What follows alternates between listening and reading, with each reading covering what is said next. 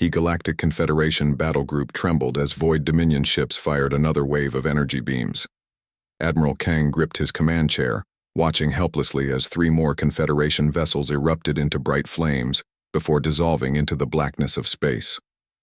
"Admiral, our shield generators cannot take much more," reported Officer Min, her voice steady despite the chaos around them. "Third and fourth battle groups report heavy losses." Admiral Kang nodded grimly. The Confederation had ruled peacefully for centuries, but the Void Dominion had appeared from the galactic rim 5 years ago, bringing only destruction. Now, their forces were being pushed back across every front. "Keep formation," Kang ordered. "We must protect the civilian transports." A sudden alert blared through the command deck. Officer Min's eyes widened as she studied her screens. "Sir, unknown energy signature detected. Nothing in our database matches this pattern." The space before them seemed to fold inward, creating a swirling vortex of blue light. Both Confederation and Dominion ships paused their battle, sensors focused. "On the anomaly. Defensive positions," Kang shouted. "All weapons on the anomaly." From the swirling portal emerged a ship unlike any in the Confederation fleet.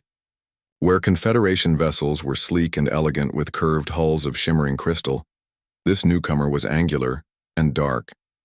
Its hull was covered with thick armor plating, and various weapon ports dotted its surface. It was massive, nearly twice the size of Kang's command ship. "Sir, the vessel is broadcasting on all frequencies," Min reported. "Put it through," Kang ordered. The main view screen flickered to life, showing a creature Kang had never seen before. It had pale skin, dark hair pulled back tightly, and wore a dark uniform with unfamiliar insignia. "This is Commander Han of the United Earth ship Defiant," the creature said in a clear voice. "We detect you are engaged in combat. Do you require assistance?" Silence fell across the command deck. Earth was considered a myth by most Confederation species, a primitive world mentioned only in ancient texts. "This is Admiral Kang of the Galactic Confederation," he replied carefully. "We are defending against Void Dominion forces. Who are you, and how did you arrive here?" "We are humans from Earth," Commander Han answered. "Our long-range scanners detected your battle. We came to investigate and offer help." Before Kang could respond, 3 Dominion warships broke formation and accelerated toward the human vessel. "They're targeting your ship," Kang warned. "Understood," Commander Han replied calmly. "Stand by." What happened next astonished every observer. The human ship, rather than retreating, accelerated directly toward the Dominion vessels.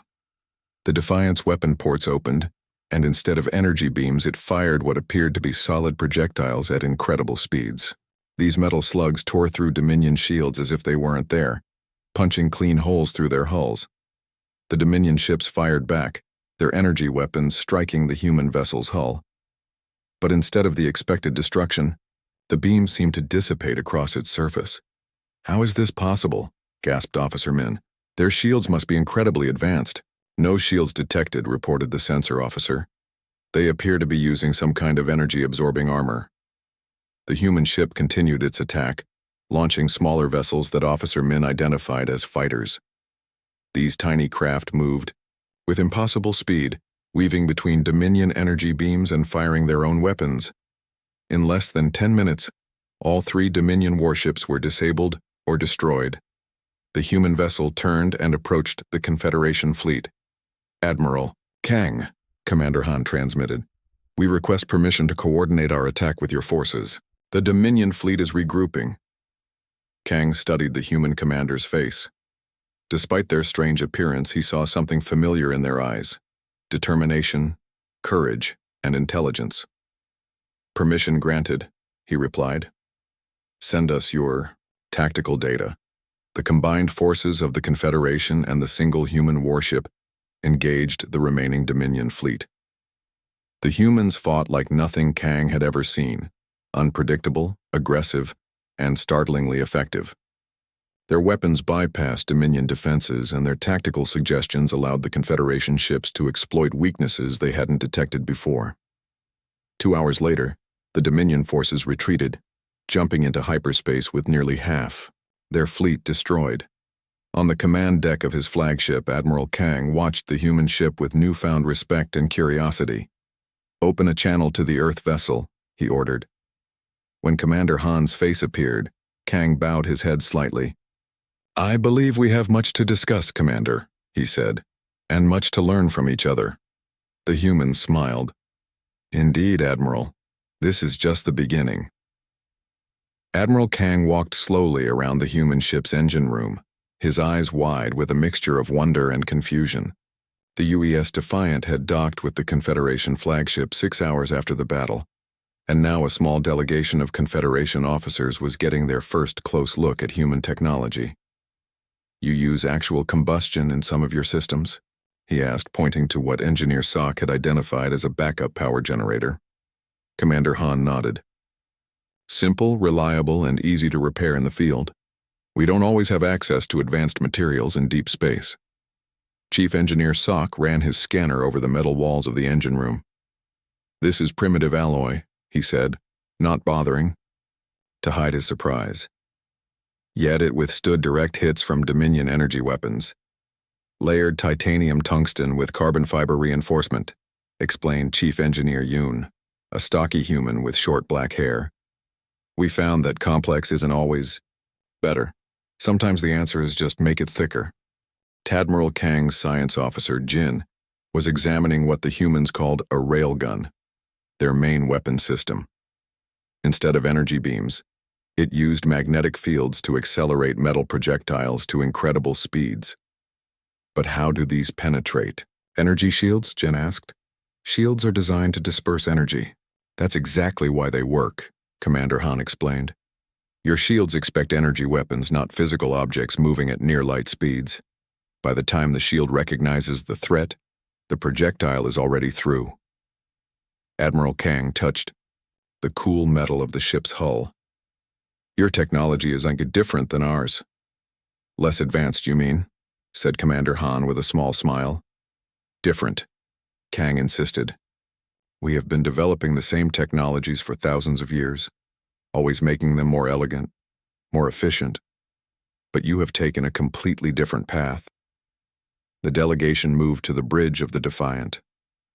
Unlike the organic curves and glowing control panels of Confederation ships, the human bridge was angular, with physical buttons and screens that seemed primitive but functional. "This is Luna," Commander Han said, gesturing to a holographic display that appeared in the center of the room.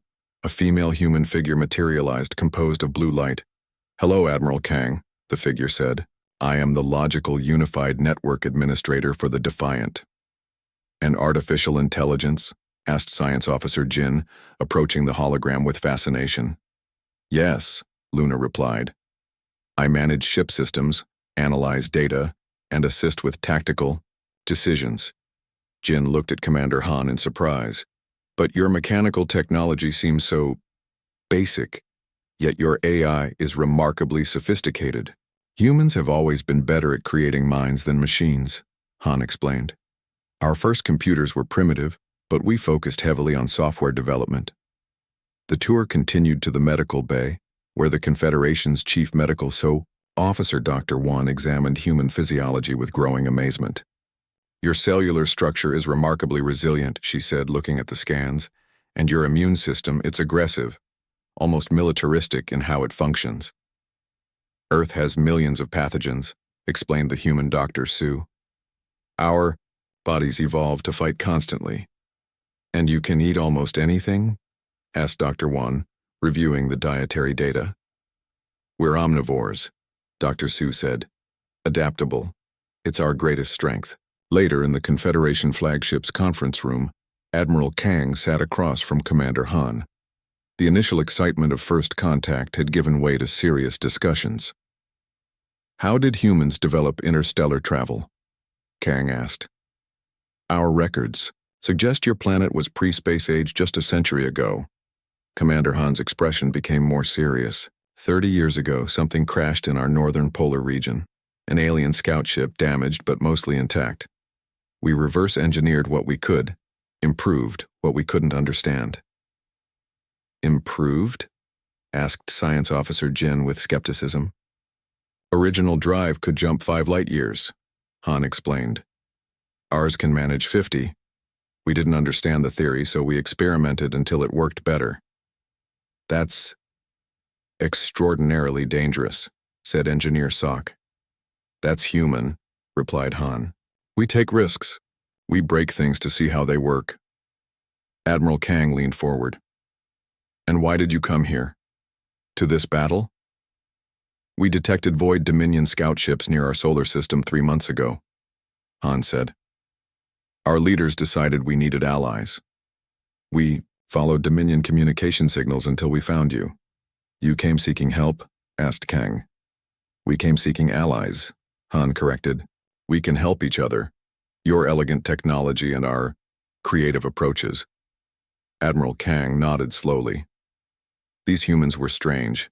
Their technology was a puzzling mix of primitive and advanced, and their approach to problems was unlike anything in Confederation philosophy. I believe, he said finally, that the Dominion has made a serious mistake in making enemies of humans. Commander Han stood alone in her private quarters aboard the Defiant, staring at the small holographic image of Earth floating above her desk. It had been 3 months since they left their home system, chasing rumors of alien civilizations that might help them against the Void Dominion scouts detected near Saturn.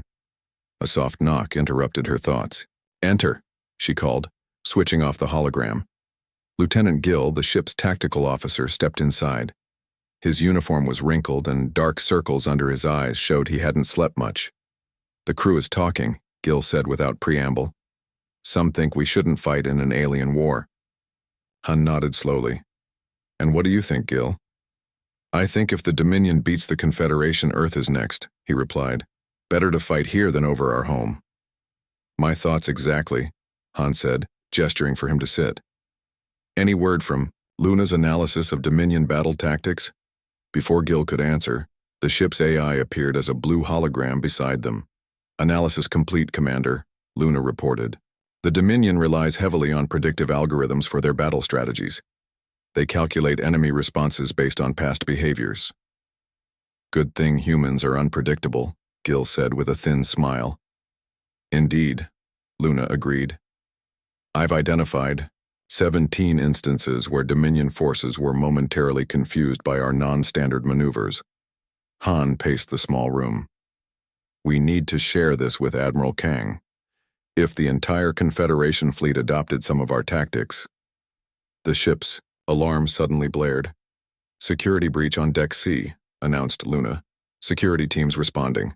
Han and Gill rushed to the elevator and descended to Deck C, where Chief Security Officer Bay and her team had cornered something in the data core room. It was accessing our navigation records, Bay reported, her weapon trained on what appeared to be a Confederation engineer. Except Han had never seen this particular engineer before. Who are you? She demanded. The engineer stared at them with cold eyes. Then, to everyone's shock, its form began to shift. The humanoid shape melted away, revealing a pale, tentacled creature with multiple eyes. A Dominion shapeshifter. Gill whispered. How did you find me?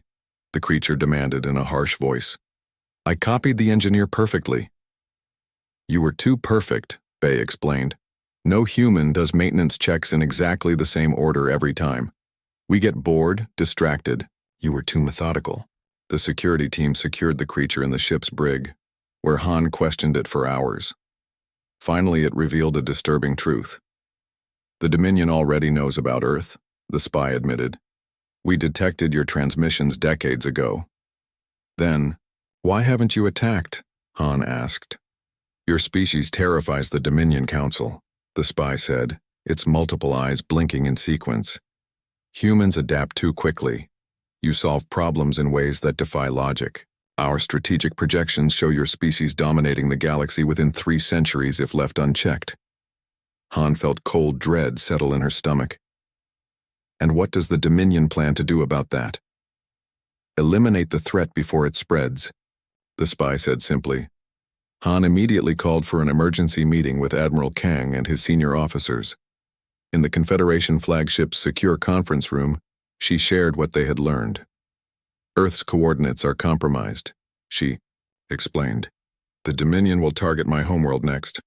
Then we must strike first, Admiral Kang replied, with your human unpredictability.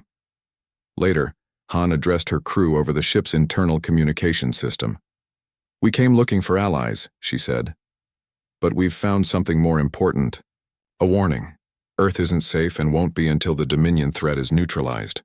I know some of you question our involvement in this conflict, but it's now clear this was always our fight. In the crew mess hall, Engineer Yoon talked with several Confederation engineers who had come aboard to learn about human technology. This circuitry is remarkably simple, said Engineer Sok, examining a communication relay. Simple means fewer points of failure, Yoon replied. We learned that lesson during the resource wars 30 years ago. Your species fought each other? Asked Sok, shocked. Many times, Yoon said. It's how we learned most of what we know about warfare. That explains much, Sok murmured. In the ship's tactical room, Lieutenant Gill worked with Confederation officers, teaching them Earth military history and guerrilla tactics. Your fleet moves like a single organism, Gill explained. Beautiful, coordinated, and predictable. We need to introduce chaos into your formations. Meanwhile, in the medical bay, Dr. Su shared human medical knowledge with Dr. Wan. Your bodies heal so quickly, Dr. Wan remarked, watching a small cut on a crewman's hand begin to close. Evolution on a predator-filled planet, Dr. Su explained. Those who healed fastest survived to reproduce. As night cycle began aboard the Defiant, Commander Han returned to her quarters. The hologram of Earth glowed softly in the darkness. We'll keep you safe, she whispered to the image of her blue and green homeworld. No matter what it takes. The combined fleet gathered near a dying red giant star, using its radiation to mask their signatures from Dominion scouts. 47 Confederation vessels of various sizes formed a protective ring around the human ship Defiant, which looked small and crude next to the elegant alien designs. Inside the main hangar bay of the Confederation flagship, Commander Han stood before officers from 17 different species. Some had tentacles instead of arms, others had multiple eyes or skin that changed colors with their emotions. Yet all watched the human with intense focus. Conventional tactics won't work against the Dominion, Han explained, pointing to the holographic display. They've studied your battle patterns for centuries. They know exactly how you'll respond to each situation. Admiral Kang nodded slowly. This is true. Our formations are based on mathematical perfection. Perfect means predictable, Lieutenant Gill interjected. We need to be unpredictable. Gill activated the next display, showing historical Earth conflicts, guerrilla, warfare, ambush tactics, and deception strategies. You fought against your own kind? Asked a shocked Confederation commander with blue skin and 4 arms. Yes, Han admitted. For resources, for land, for beliefs. We aren't proud of it, but we learned from it. What do you suggest? Admiral Kang asked. Han pointed to the display. Split your fleet into smaller groups. Change formations randomly. Make the Dominion think our forces are in disarray. Meanwhile, in the engineering section of the Defiant, Chief Engineer Yoon worked alongside Confederation engineers to modify their weapon systems. If we time the shield frequencies precisely, Yoon explained, we can create momentary windows that allow physical projectiles through. Engineer Sok looked skeptical. Our shields are designed to be impenetrable. Nothing is impenetrable, Yoon replied. You just need to find the right approach. They worked through the night, testing combinations of human and alien technology. By morning, they had retrofitted 3 Confederation cruisers with modified human railgun technology. In the tactical center, Lieutenant Gill trained alien crews on Earth combat maneuvers.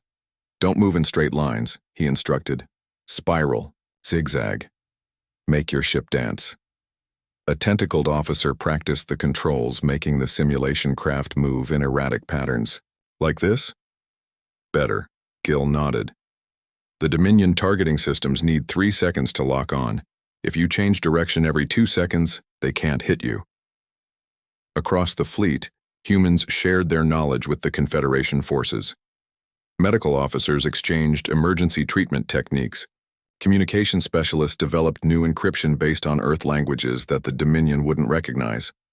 At midday, Luna, the Defiant's AI, announced a discovery. "I've analyzed Dominion communication patterns," she reported to Commander Han and Admiral Kang. "Their command structure is hierarchical. If we can disrupt communications between their flagship and supporting vessels, their coordination will collapse." "How do we do that?" Kang asked. Commander Han smiled. "We have something they've never seen before."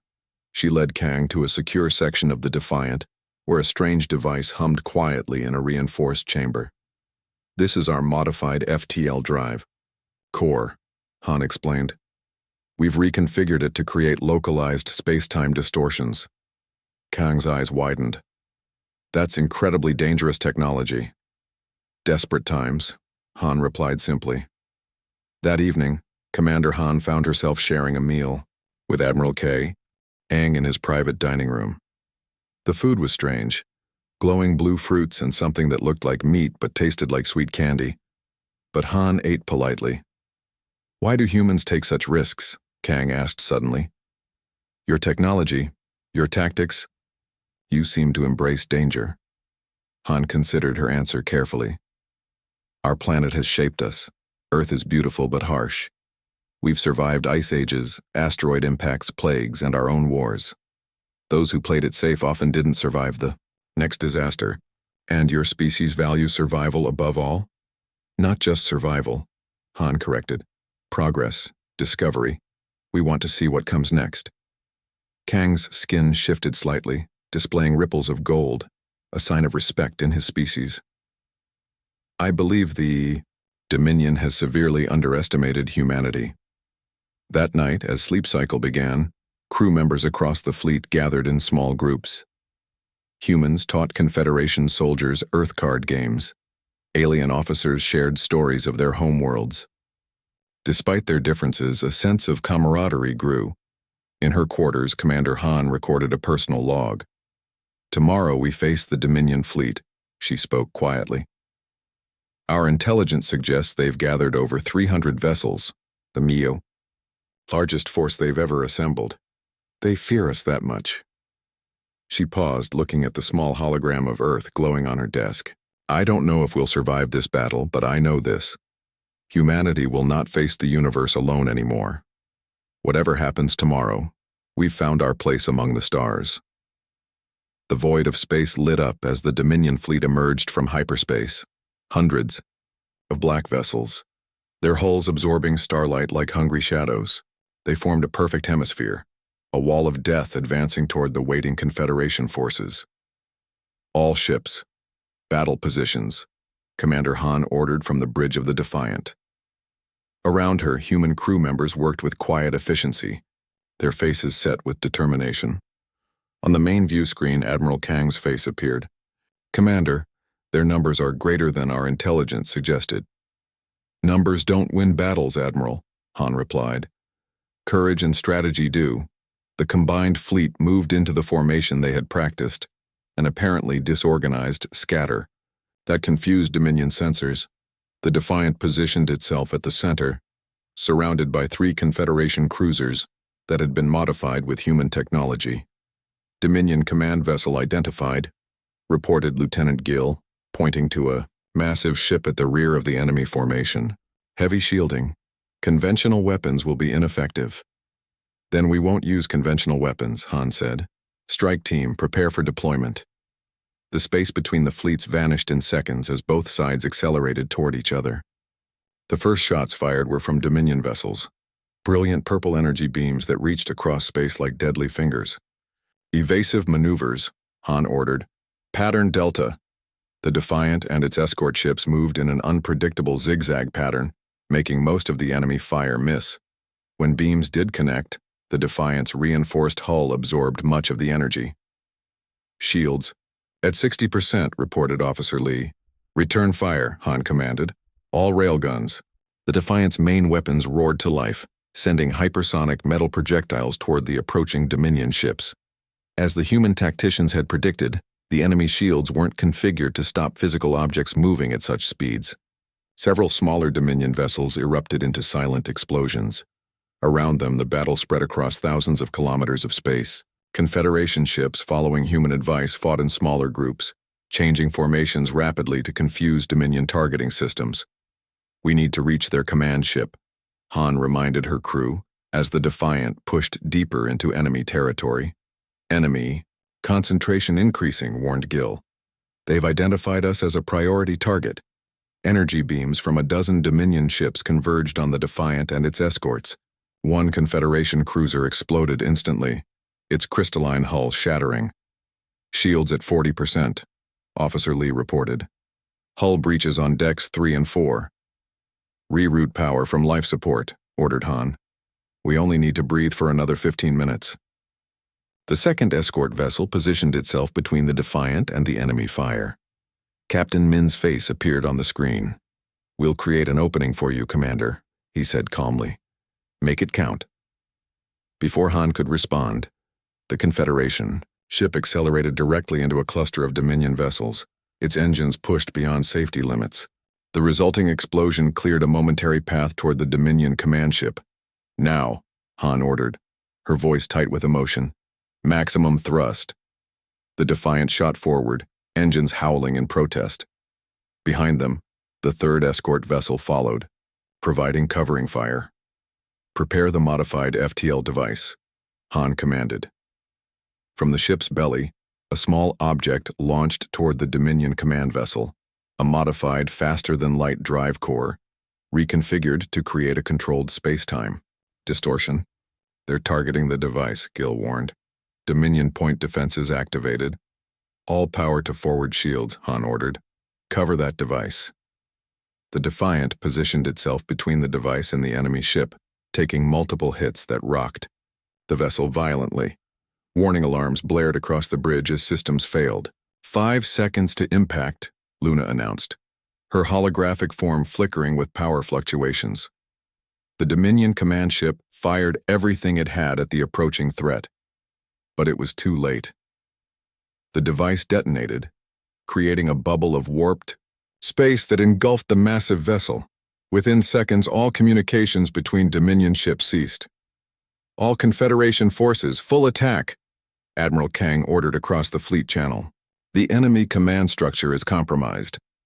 Without centralized control, the Dominion formations broke apart. Ships fired randomly or tried to retreat, colliding with each other in their confusion.